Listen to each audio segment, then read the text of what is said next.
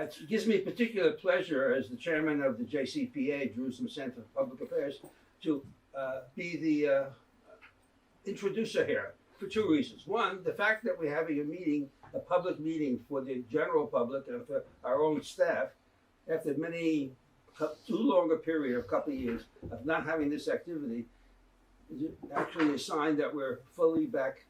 We're on the scene. We exist. Jerusalem Center is continuing its activities, and one of the major features has been the public lectures. So that gives me great pleasure as the chairman of the board to have this introduction. The second one, incidentally, the person who's presenting happens to be my daughter-in-law. So, although I pasul eidut because I'm karov, we should not do too many compliments to people who are part of our family. That's inappropriate. It really gives me particular pleasure to introduce Yulie Khromchenco. She doesn't use the name Edelman, I understand, but that's fine. She's still our daughter-in-law. As you all know, that in February, at the end of February, there was a Russian invasion of the territory of Ukraine. It has and continues to have major geopolitical consequences. That is not what we're going to discuss this morning. But we're having a discussion, a presentation discussion, at probably the largest and the most serious humanitarian crisis that has existed, surely in Europe, some people would say even the world, since World War II. And we will hear the details in a minute or two that the particular characteristic of, I wouldn't use the word unique, because that's almost in a positive sense, of this crisis, in contrast to other crises which led to refugees. The refugees here, which measure a number in the millions, is of a particular character. It's based on a separation of families. The men and the families of the refugee families have remained in Ukraine as part of the defense force and the army and all different types of responsibilities. And the mothers and the children are the refugees. This is very, very different than any other refugee group. Sometimes the male in the family is there, sometimes it isn't. Here it's categorical. So the crisis is not only that they picked up and left their home and then Minutak, it's also the issue and the dynamics and the impact on the children of the separation from the male figure in the family. Therefore, somebody who is not a geopolitician, but somebody from the educational world, from the psychoeducational world, someone who understands the impact of educational settings or those situations on children, has a particular insight to what is going on. And Yulie was already, within weeks after the invasion, clearly there was this issue of what's going on with these refugees, how long are they going to be separated from their families, what type of programs, was invited to get involved and establish programs to serve this population. Tragically, the population has only grown, the problems have gotten more complex, and Yulie is now as at a full-time position responsible for organizing the programs for these families, particularly to focus on the needs for the children. I don't want to give too much of a background, but Yulie's background is in education, both a BA and MA, has worked in many educational settings, and therefore has a particular work experience, not only knowledge, work experience, working with these children, these families, and the impact of dynamics of society, how this affects the children. So it really gives me great pleasure, I would say honor, to have the opportunity to introduce my daughter, Yulie, who's going to make a presentation. Presentation will be roughly around 40-45 minutes. It'll give us time for open discussion, questions, and otherwise. My pleasure, Yulie. Thank you, Arthur. It's a great honor and pleasure to be with you here and to present this topic to all of you, both sitting in the room and on Zoom and otherwise. I'm at the moment I have this big title of being the East Europe program manager of Early Starters International Organization. Early Starters is an organization that focuses on early age children in a crisis situation around the world. The organization was founded in 2017 by Ran Cohen Aharonov, an educational entrepreneur that is also sitting here in the audience. And the main idea, the main concept of the organization is simple. When we're talking about early age children, we're talking about children in the formative age of building their personality. And every crisis that affects them at this time lays a big impact on their life, on their future in general. And so if we encounter crises in this age and we manage to reduce trauma at some point in this age, we affect children's future.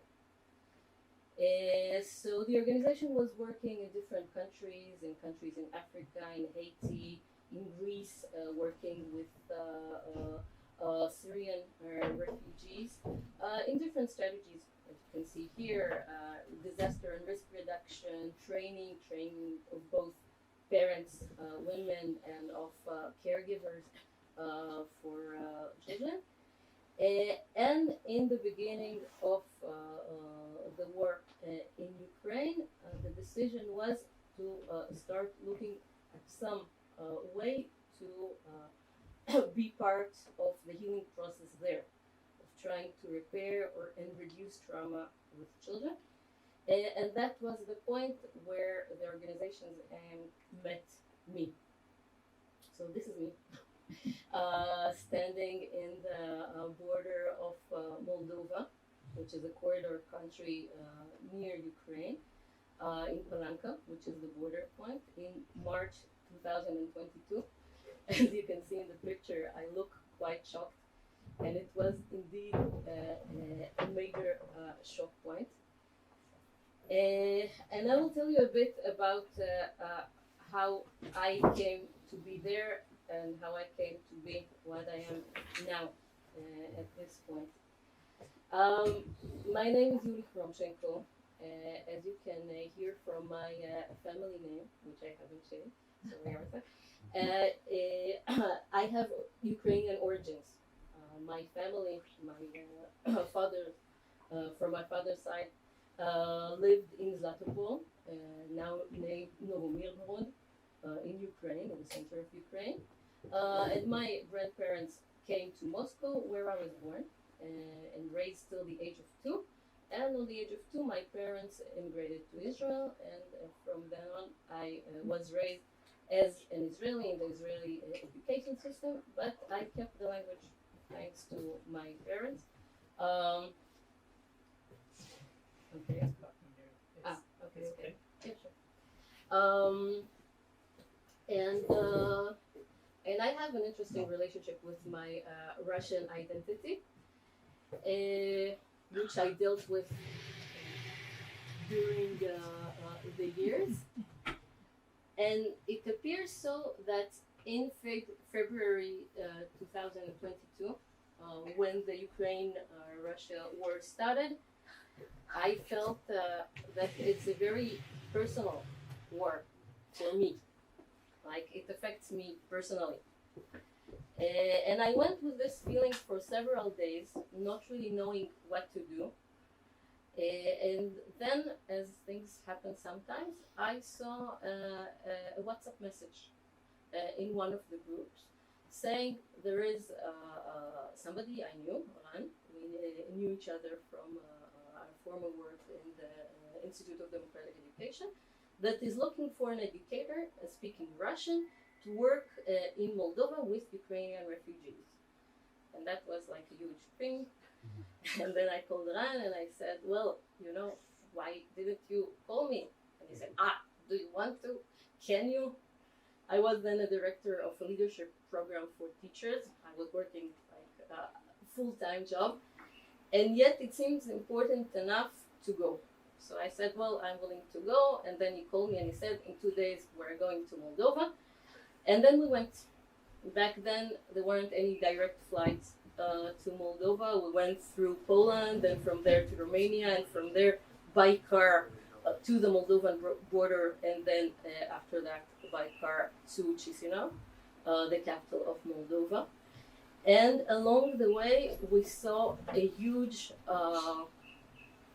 line of cars going the other direction.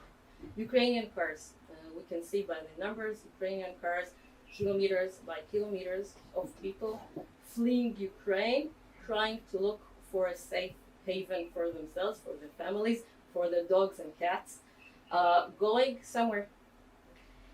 And that's a moment where I really want to ask you to use your imagination and try to imagine this moment, this morning of the 24th of February, where people like you and me, middle class people, woke up in the morning, had their daily morning routine, brushing teeth, drinking coffee, and suddenly there is a huge explosion, and then another one, and another one. And then the radio goes silent, and the next moment it says the Russian invaded Ukraine. We are in a stage of war. And what happens to people at this moment? What do people do? And what many people did at that moment is, and that's an amygdala reaction, they flee. They take themselves, they take their family, they take their kids, they take their pets sometimes, they fling some stuff in some suitcase, get them in the car and go. They don't know exactly where they're going. They don't have a plan, a rational plan. It's a moment where people don't think rationally. And they go. And then again, their cars, not everybody thought about it in advance because they couldn't think about it in advance. It was sudden. The car doesn't have gas. So they go to the gas station. There are already a line of people in the same condition waiting for the gas station to give them gas so they can flee. The gas runs out. They go to the bank. They want to draw up money. The money ends. And the workers in the bank say, we don't have more money to give you. So people just flee wherever they can, either to the Polish border or to the Moldavian border, or to any border they can think of. Sometimes suffer through explosions going on around them. They have to duck, they have to wait in the car, they have to look for refuge on the way. They spend time in lines, endless lines of cars for 10 and hundreds of kilometers, waiting for the border to open. And then eventually they cross the border, and then what? They're in a new country. Their phones don't work anymore. And where would they go? Who will receive them? So that was the kind of point Palanca was at that point. Palanca is a place, Palanca is a very small rural village in Moldova, which happens to be the crossing point between Ukraine and Moldova. That there's basically nothing, just a plain field. It's cold, around -6 degrees, and people are just coming by hundreds, by thousands, and again, which people? Women and children. And that's maybe a different, we have to state, between the 24th of February and the 25th of February, because on the 25th of February there was also already a martial law installed in Ukraine that said that the men cannot leave. We know some families that actually had the opportunity to leave as a family before, so now they're a whole family. But from the 25th, the men from 18 to 60 are not allowed to leave Ukraine. So only the women, the children, the elderly are going through the border, and they are the refugees. And that's who we meet in the border. And what are we going to do? Are we, or people like us, organizations, international organizations, local volunteers, families from the nearest village in Moldova that really want to help, what do we do? What's the priority? And at that point, it was clear for us that our priority and what we tried to start to do is to give a space, a warm space, to the women and early age children, the smallest children, the women that still breastfeed, yeah, that don't have any place where they can sit, and feed their children. The small kids that are absolutely lost. Like, if the grown-ups do understand something about the situation and its logic, the kids are, snapped out of their lives, going to a place they don't know, not knowing what's going to be, how a kid will handle that. Before I'll get into the safe space and its details, just a quick look on the map to understand what we're talking about. Well, you can see Ukraine. Here you can see Kiev, the capital.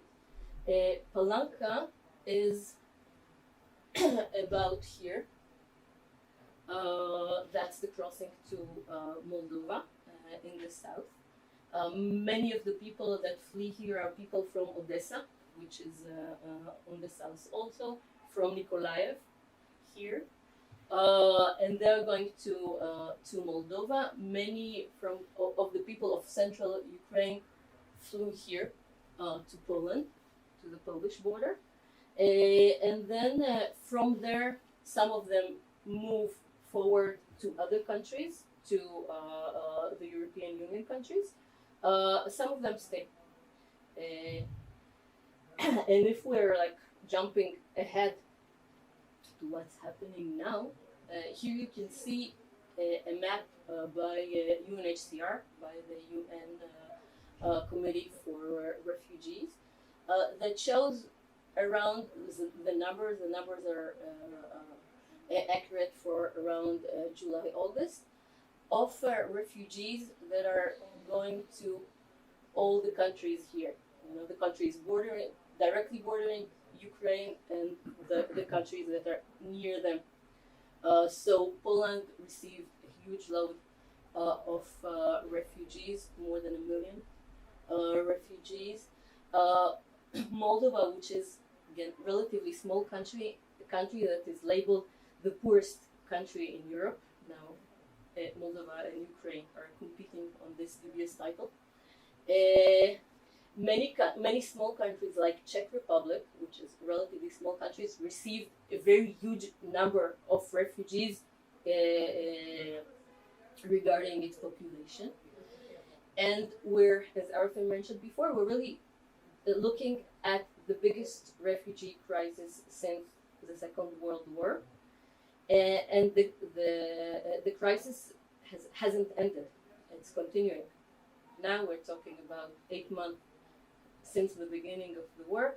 There are still mothers and children roaming Europe and its surroundings. Some of them are also in Israel. I'll talk about that later. In quite a lost state of mind. And that's also something that has to be understood, I think, to understand the thing that I will talk about later on when I will talk about why a safe space is so important. Because these are people that are living every day the unknown reality.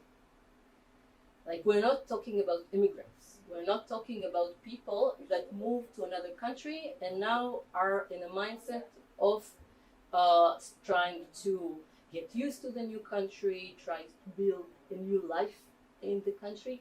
There are people that, again, were taken from their lives, from their normal, mundane, middle-class lives, and now are living in a totally different country. Some of them, by the way, never left Ukraine before, and having to cope with everything that, to build their lives from scratch. To build their lives from scratch, to build their lives for themselves and their children, knowing that half of their family, sometimes more, is still in Ukraine and are suffering all the hardship that brings. So, I think when I talk to mothers of our children in our spaces, the most difficult question I can ask them is, what are you going to do next month? And we do these conversations because we need to assess needs. We need to know whether they're staying, whether they're going. And each time I ask this question, I see the faces of the mother are falling, and they tell me, I don't know. I really don't know. Because my heart is torn. I want to be with my husband. My husband is fighting with the ZSU back there in the east of Ukraine, or staying in their house in Kiev, which now suffers shortages of electricity and is cold and dark and lonely. And I don't know what to do. I don't know if it's better for me to stay in the safe haven or Moldova or Prague or Israel, or to take my kids and go back, and at least we'll be together as a family. That's a very, very hard emotional situation to live in every day, already for 8 months. So, I'm going back to Palanca and to what we started to do there. Yeah, you can see here people in thermic blankets. Yeah, that was one of the first things that the volunteers from the international organization brought, just to make people warm, because it was very cold.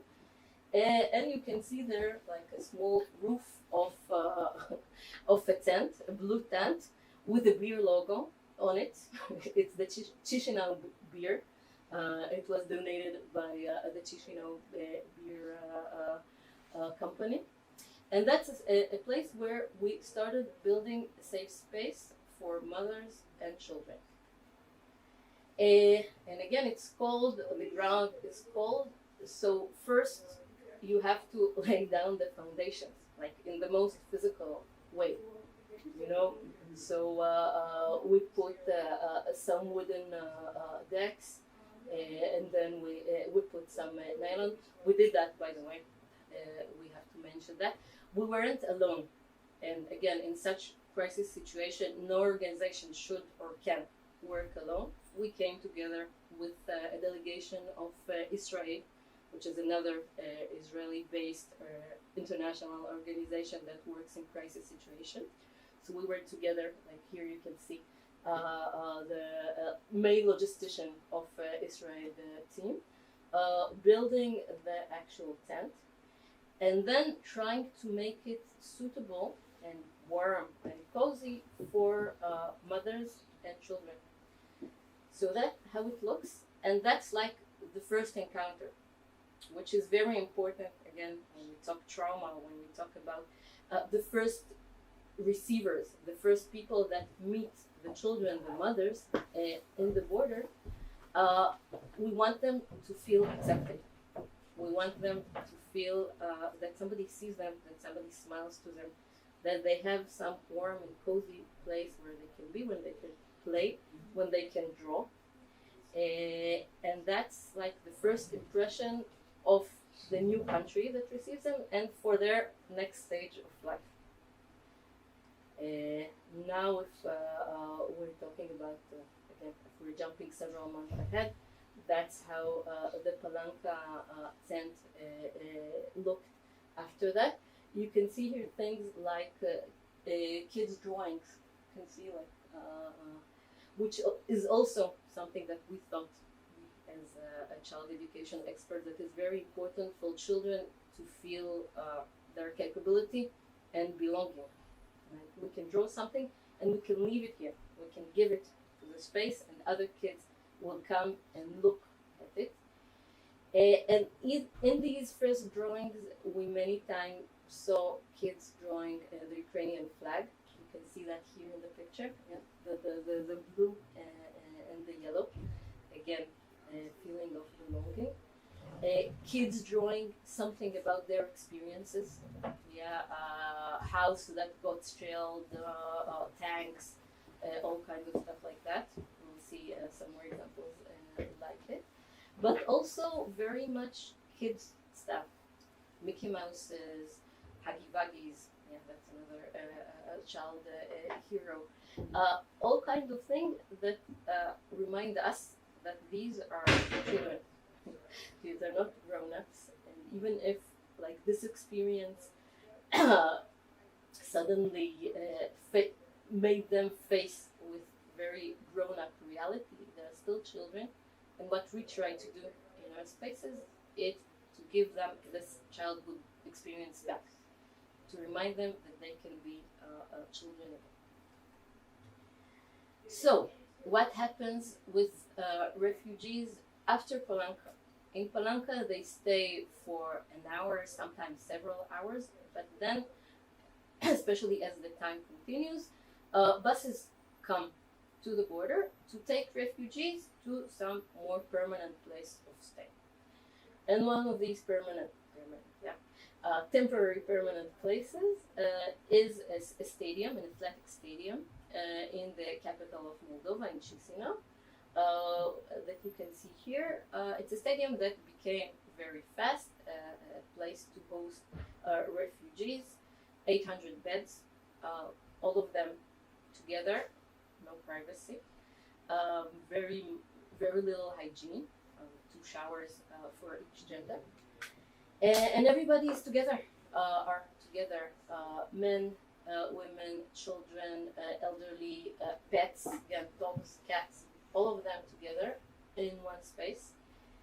And when we came there, our again first feeling was that we have to make some kind of a space here for the children, in order for them to feel safe, in order for them to get some of their childhood back.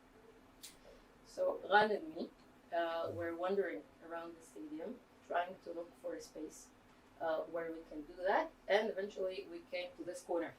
It's a kind of a garbage corner where, quite dusty, where the stadium people used to put like all kinds of things they didn't need.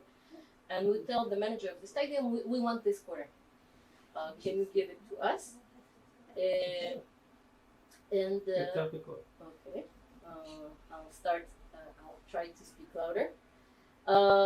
And in this corner, we decided to build our own safe space. And then we went shopping. We went to hardware stores in Chisinau, tried to find some materials, some cloths, some ropes. And eventually we built this. It was in the corner of the stadium. It did have some kind of a door, some kind of a border, something that differentiated it from the space outside. We brought toys. We brought something that proved to be very important in safe spaces like that. We brought a small house, a plastic small house. I'm sure everybody that has grandchildren has some kind of a house like that in his home or his garden. And we saw how much this house was popular with the refugee children, because in again social play of kids, social dramatic play of kids, that's the space that they identify as a home. And then they play things like a restaurant, a kitchen.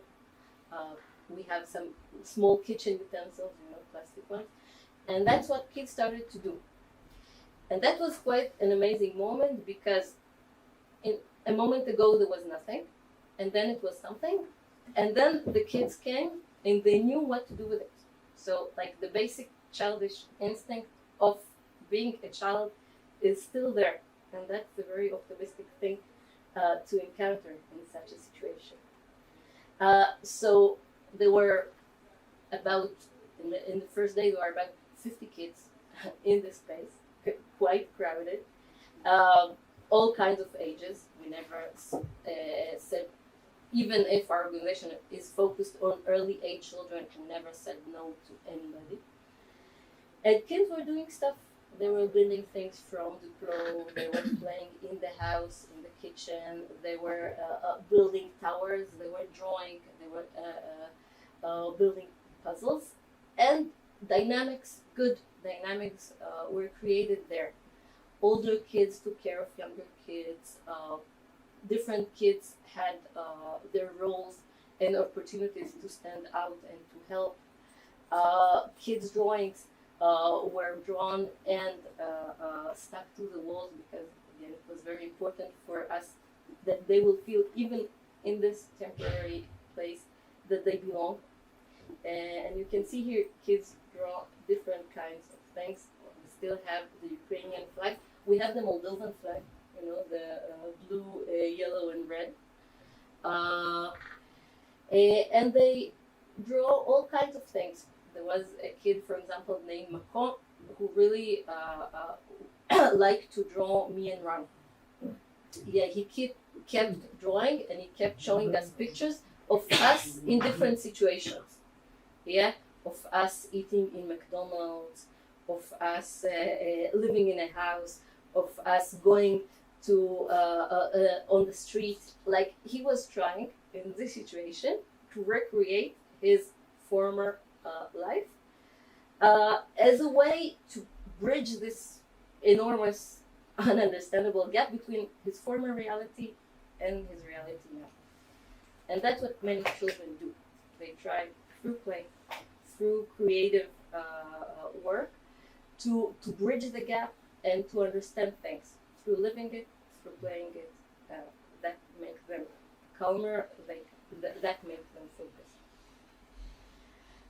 And also this, many kids drew tanks. Many kids drew planes, missiles, and again, the thing about Ukrainian flag is really interesting, and we see that till now in our centers. Kids have pride, have really strong national pride in their country, in their nation, in the war. They are really involved in it. They're really into it. They hear everything. They hear all the news that their parents listen to.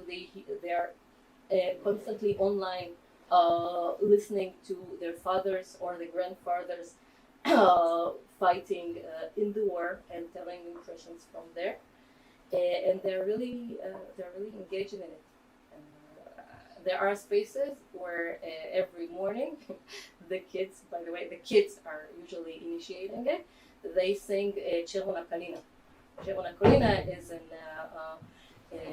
a popular Ukrainian song, a folk song that became some kind of an unofficial anthem of Ukraine. So every morning you see the kids ask the educator, please put for us the music of Czerwona Kalina, and they sing. So that's you can see the text. And also this, the kids don't, hope that there will be a better future someday. Here you say straight in Ukraine, peace, Russia. They hope that maybe if there will be a peace, they can return back home to their beloved things, to their beloved friends, to their reality. That's also a picture I really like. That's Andrei. Andrei is 10 years old. He's living now in Belz, in Moldova. He draws amazing pictures, mainly of cats and dogs, who are also symbols. Yeah, this cat is called the Ghost of Kiev. And it's a cat that he draws it in different situations, sometimes in military form, fighting for the Ukrainians, sometimes here, smoking a pipe. And that's his way of coping into this situation. So, back to us. Manege, the stadium, was our second safe space. And after that, we started building safe spaces in other locations in Moldova. This, for example, is a safe space we built in Mold Expo, a kind of an expo building. Used to be a Corona hotel, a COVID hotel, and now becoming also a place to host refugees. This is again a corner in some corridor that became a safe space. After that, we got a room which was more stable. You can see here in the picture, we're having a birthday. That's also something that was important for us to establish. In every space, we have this big whiteboard where we put all the kids' birthday dates, like we do in kindergartens. But there it means something else, because it's a way to count time. One of the things that people in traumatic situations, and especially kids lose in traumatic situations, is the feeling of time continuum. So having like holidays, regular holidays, having something to check the time in the time order is important, and birthdays are always a good time for celebration and for everyone to wish good things to other kids. And many kids in this situation do say, I hope the next birthday you will celebrate with your friends in your house, with your family. Even little kids, they understand that, and that's what we wish for each other. So, I mentioned the word safe space quite a lot, and I think you intuitively understand what it is, and you saw some pictures, but I would like to ask you, what do you think is the most important and most vital component of a safe space? What makes a safe space a safe space? Yeah. Somebody who protects you. Okay. I'm happy for your answer, because it's somebody. It's not only the building, it's not only the room, it's a person. Great, thank you. Other answers, other ideas? What's important? Maybe I'll ask it wider. What's important to have in a safe space? Isolation. Hmm? Isolation. Isolation. Yeah, right. World. Very correct. Yes, some kind of Information. some kind of a space where some things can be kept outside. Some information, like the gruel details of the war, can be kept outside. Here, we don't always talk only about the war, what happens much in refugee shelters. Yeah, kids live in a space, sometimes for several months, with mothers that are always hearing the news. Yeah, and they always hear the news. Here, they can deal with something else.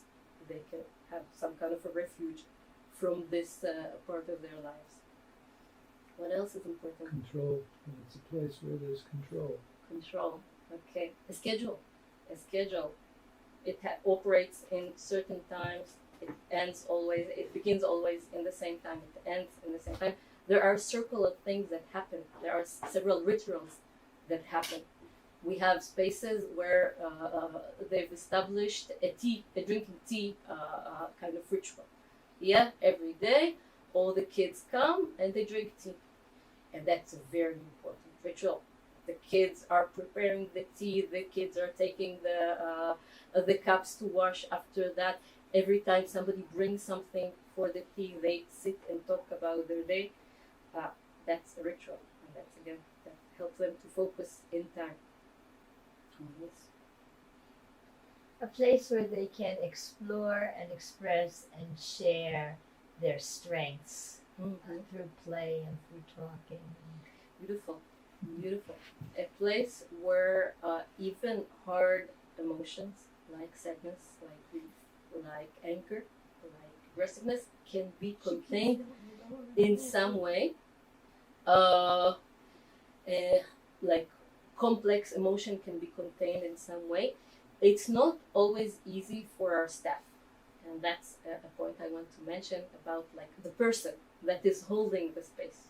Yeah, the people that are holding most of our spaces are Ukrainian refugees themselves, women with pedagogical or therapeutic background that we found in the shelters or in the cities that are now engaged in helping the kids in our centers that are now becoming more like kindergarten or preschools or non-formal education centers, and they are amazing women. Yeah, each of them is a hero by themselves. They passed through hard times. They raise their own kids, and they're giving themselves each day, every day, for other refugee children, handling with complex behaviors, with aggression, with anger. One of the subjects that was very that took much of our time in dealing with the staff is swearing words. Yeah, people used to come to us, to Anne and to me, and say, I don't know why these kids swear so much. Yeah, they use words that we never have thought that kids will know. And then we thought a little about it, and we asked, in Israel, relatively to other countries, there was around 40,000 of refugees from Ukraine that came. Again, both refugees and immigrants were not discriminating on that part. The Israeli education system receives them, like the law of compulsory education makes everyone, also the Ukrainian kids, alleged to come to kindergartens and schools. Yet again, not all the schools, not all the kindergartens know how to receive kids that are in some kind of traumatic or post-traumatic experience, that speak another language.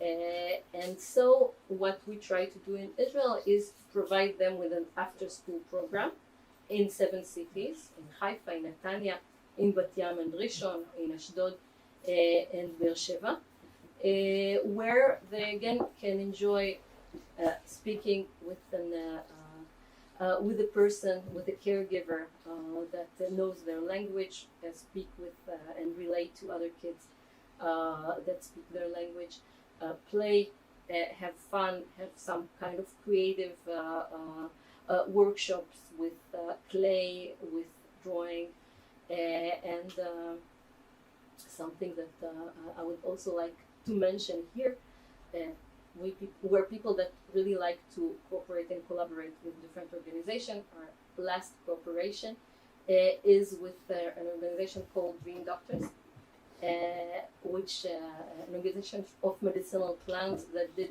amazing work in our spaces in Moldova, and now they will send a new delegation next week, and we're also planning to work with them in the Israeli centers, because we saw how much humor and playfulness that the clowns can bring affects these kids and also their parents. Again, when we're talking about joint activities that we can do both with kids and their moms, that's a very powerful thing. Not all the moms will come and see a psychologist. And there is a whole mentality issue here, but a cultural issue. But they will immensely enjoy the work of the clown and the show and the playfulness that the clown can bring.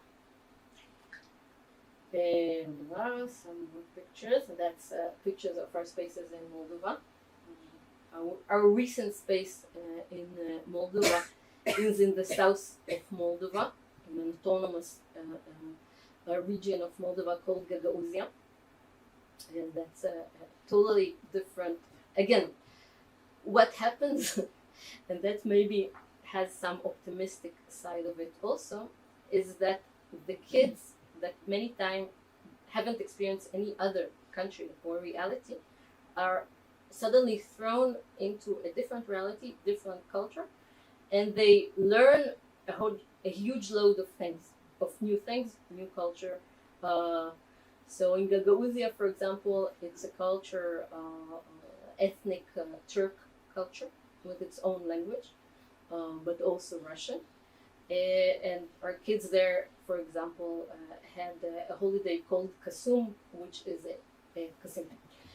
a holiday of transition between autumn and winter. And so that's also some kind of thing that our kids experience. That's some pictures from Israel, and that's Prague. That's Ron building a chair. That's many times the things that we're engaged in. Yeah, maybe I will say something about our organization. We're a very lean organization. We have a very small team, group of people on a permanent, working permanently, and big circles of volunteers and of people that are engaged in some way. We have around 30, at the moment, we have around 30 educators in all of our spaces. And again, we have all kinds of plan for the future because we feel that they're needed. We're trying to think of ways to help Ukrainians in Ukraine. We're connecting to Ukrainian educators there to try to help them establish safe spaces inside Ukraine. There is a whole phenomenon of internal refugees in Ukraine, of people coming from East Ukraine to West Ukraine looking for shelter and refuge. All kinds of programs of resilience building and so on, in order to help people survive this time and this war that at the moment we don't know when it will end. I'll stop here. I'll give you some time for questions. Do we have some time for questions?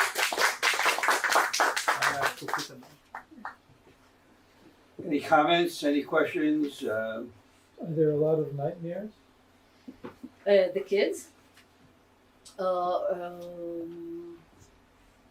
I don't remember actually nightmares as things that the kids complain about.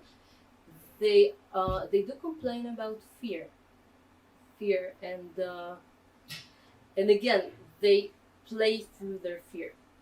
For example, I mentioned this plastic house. Yeah. So I remember when we established one of our centers in Moldova, in Czech, we brought all the kids, we brought some refreshments, we brought the families.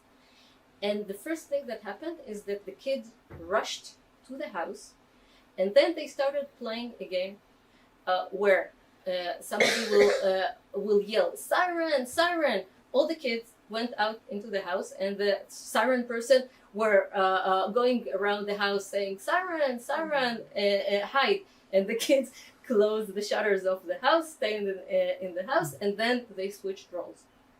So that's one way to play with fear. Yeah, we had Halloween going on not long ago. Yeah, it's also a holiday that deals with fear, but that's a safe way to deal with fear.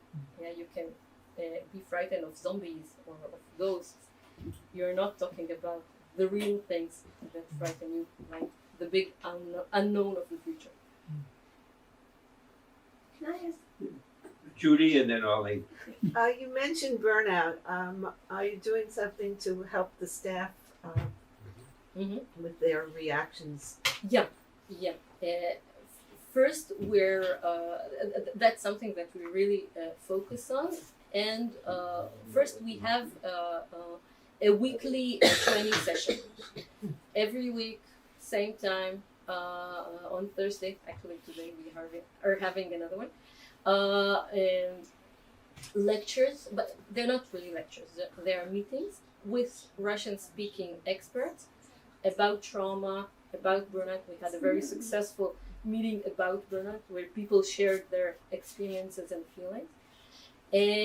And we try to bring them also knowledge about their situation, about the situation of the kids, tools that they can work with, but also some kind of moments of sharing fun and relaxation.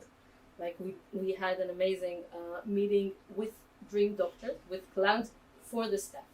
And we laughed a lot. So that's important. In the early part of your presentation, you showed the numbers in different countries.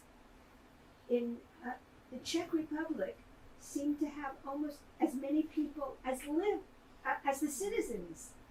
Poland was, I think, was it over 1 million?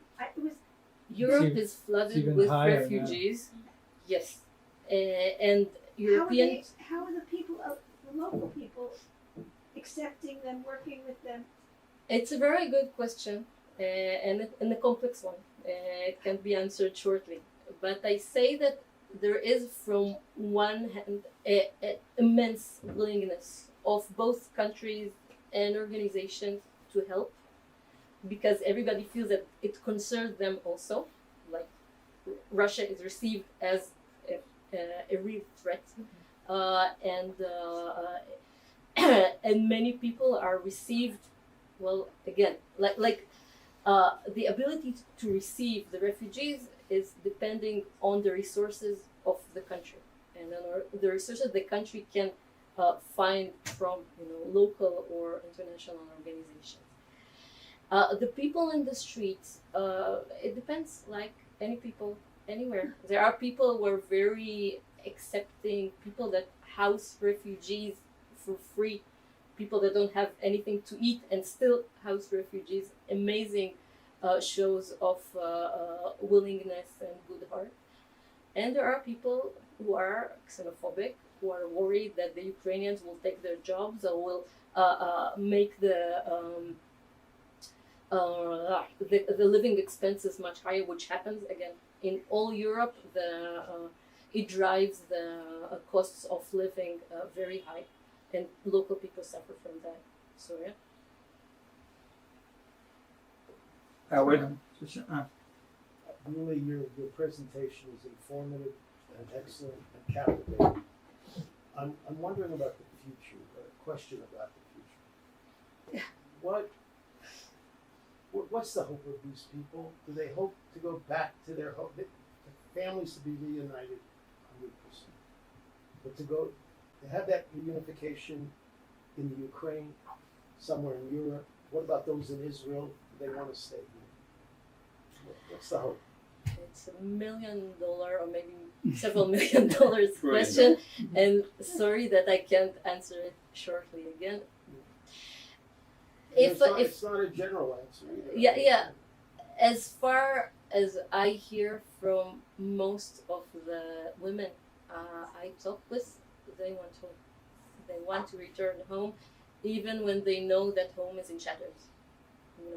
Objectively in shatters. Yeah, there are people who don't have a home to go back to, and still they want to go back to Ukraine. They want to be united with their families. Most of them, I believe, in the moment that it will be possible, will go back.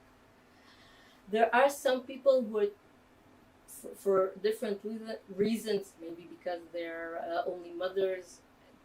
Again, it's very related to their family status, are starting new lives in new spaces, including Israel. But I think the major sentiment is going back. Shoshana Gabay is asking, what happened to the children who will eventually go home after the war? Do they carry over the trauma? You're asking excellent question, all very relevant, all questions that are working questions for us.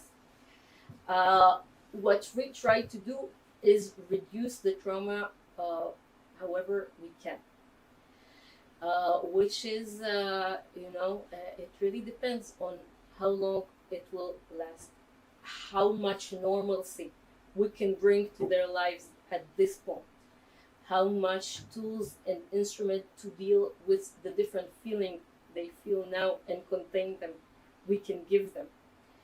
And some of it depends on what we can do, and some of it don't.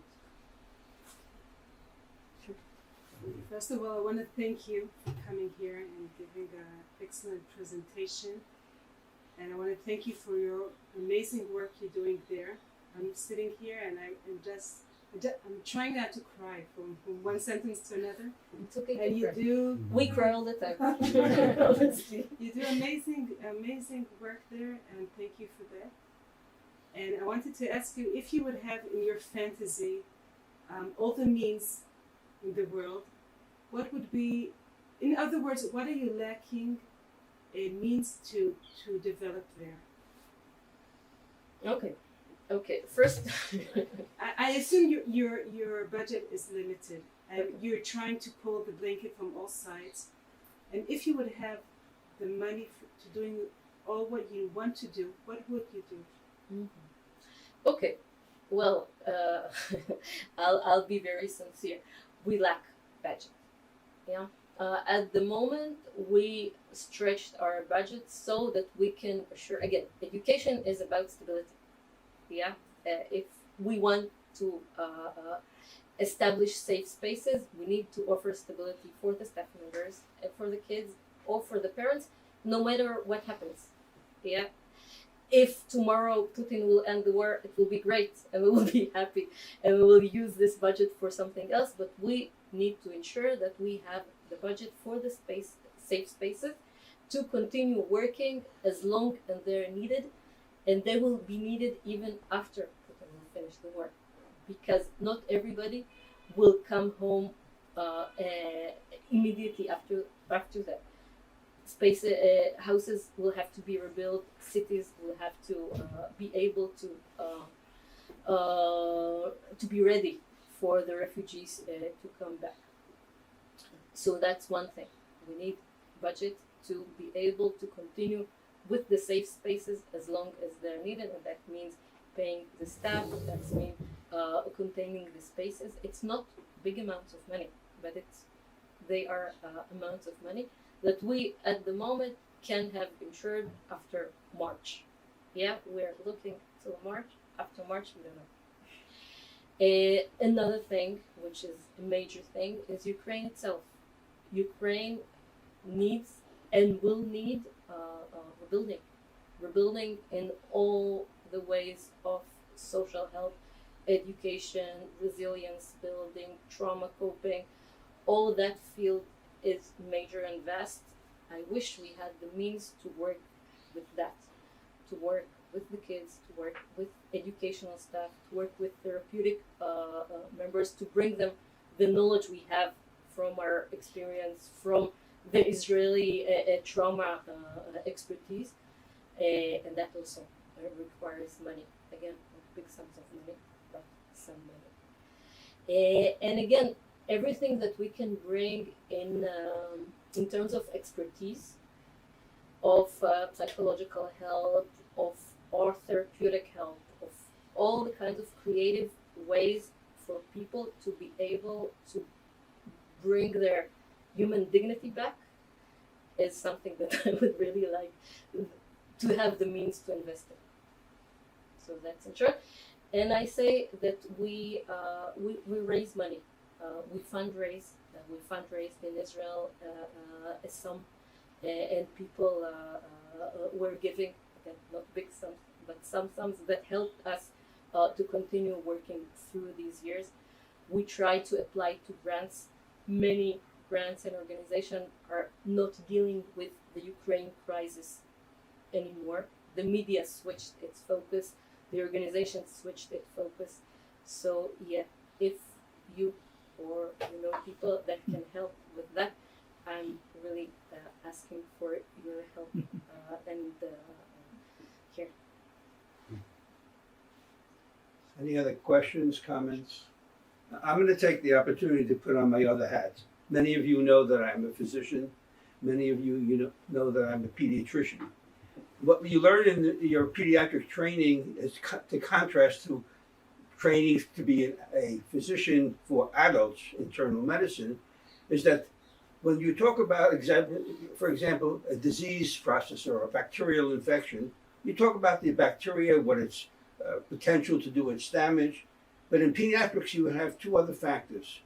You have to know that what is the age of the development of the child, because the response to that bacteria will be different if it's an infant or a child as opposed to an adult. So the issue of what stage of development is the underlying thing, is the interface between whatever that trauma, whatever that infection is, and the child. The other basic principle you learn in pediatrics is the difference between acute trauma or acute disease and chronic disease. Those are usually things that have much greater implications for the child as you get to the adult. We're talking about trauma here. If it's a short-term trauma, then you have to take care of it. If somebody's in God forbid, a serious automobile accident, it's clearly what you have to do. It's surgical things, they're technical things. But if a child is able to get through that acute trauma, by and large, there is no long-term implications if they were relatively healthy and stable beforehand. But unless of a trauma for an earlier age that lasts for a longer period of time is much more traumatic, much more potentially long-term consequences. and consequences may be irreversible. Many of you know that I'm very much involved in a program in Ethiopia. And the major issue there is nutrition there. We're not talking about severe malnutrition that's going to threaten the life of the child. We're talking about a degree of undernutrition that goes on for a longer period of time, a chronic undernutrition thing. And if it's at a critical period of time, like the preschool child, under age of 3, it causes some degree of what we call growth stunting. Because that's the critical period that adequate and complete nutrition makes a difference for the development of the brain for the long term. We can then feed these children, but it's irreversible if you miss that boat at that critical period. The chronic undernutrition causes stunting of growth. And here what I'm concerned about, I think you were saying, is for that critical period of surely of the preschool child, which is a very unique situation. It's not the trauma of leaving the family, the home, etc., etc. But it's a chronic situation. Are we going to have a degree of emotional stunting here that's going to cause some type of long-term consequences? So the preschool child is the one that obviously I would be concerned of as a pediatrician. A 10-year-old, 12-year-old can handle this and can work through this. And if otherwise did not have problems before, likely they're not going to be serious long-term problems. If there are, it's probably related as much to the internal dynamics of that particular family. But the perfectly healthy child, with quote, no problem before with a family, but put into this situation at that critical period of emotional development, then there could be irreversible damage, and that will have the equivalent of growth stunting. We will have emotional stunting with all its long-term implications. So there are priorities, and I assume that's how you structured the program here. If there are no other comments, I apologize for taking some of your time. Just No, point out that that's very, very important. You I point think out we the will dream use that doctors. emotional stuff. Okay. Okay. That's my third hat. Okay. Is there any other questions Yep. or comments? I can tell you that not only another group will be coming, but we have enough funding for at least 2 more groups after that. I don't know if I'm supposed to officially announce that, but that's off the record. Thank you very much.